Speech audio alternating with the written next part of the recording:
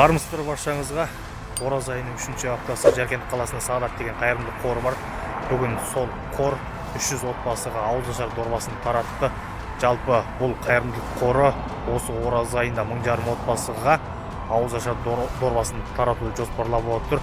Қазірдің өзінде 1200 отбасыға ауызашар дорбасы таратылды. Келесі аптада тағы 300 отбасы қамтылмақ. Ауызашар дорбасы дегеніміз не? Қазақстан мұсылмандар діни басқармасы бекіткен азық-түлік себет деп айтуға болады. Өйткені қазір карантин шектеулеріне сәйкес түрлі жалпы көпшіліктің басын жинап ораза аштыруға тыйым салынған. Сол себепті көп балалы және аз қамтылған отбасыларға осындай ауызашар дорбасын таратып жатыр.